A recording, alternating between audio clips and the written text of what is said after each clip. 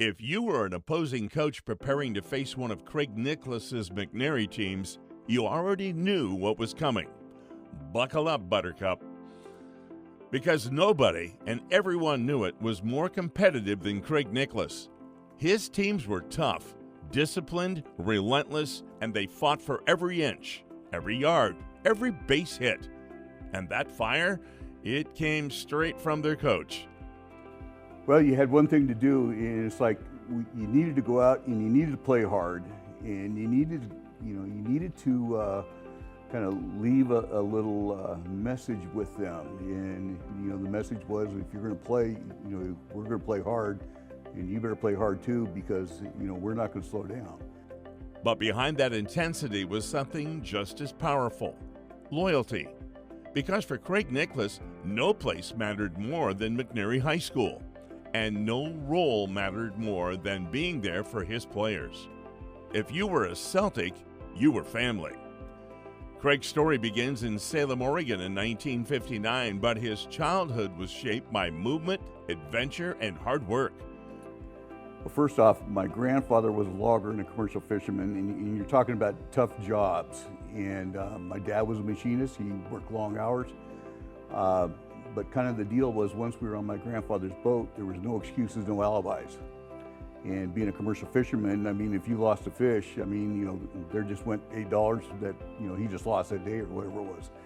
And so anyway, I had a lot of lessons real quick on what not to do. And anyway, there was one way to do things, and it was the right way. And like I said, no excuses, no alibis. From Salem to Albany, to the Oregon coast, and eventually Hazel Dell, Washington, he experienced a little bit of everything. But it was those years near Newport that left a lasting mark: a 24-acre homestead. When his family returned to Salem, Craig found his footing through sports. At Waldo Junior High, athletics became more than just games. They became his purpose.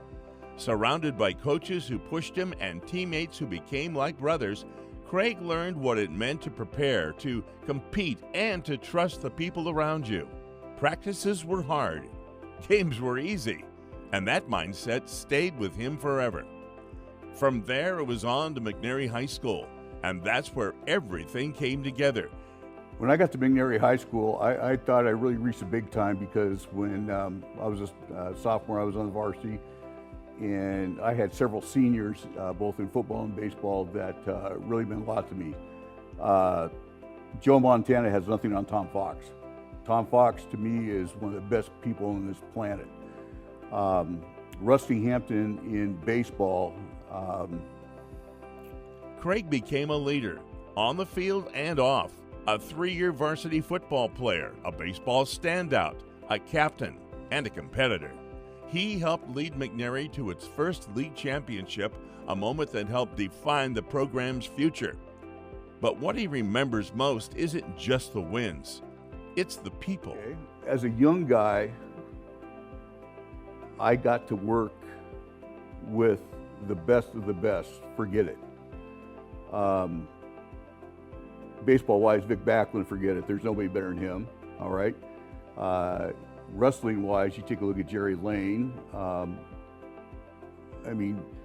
I learned from Vic was, we're going to be fundamentally sound. We're going to be on the same page. Jerry Lane was basically, kind of no excuses. And, he just told you if you were good or if you weren't good. He didn't make things up.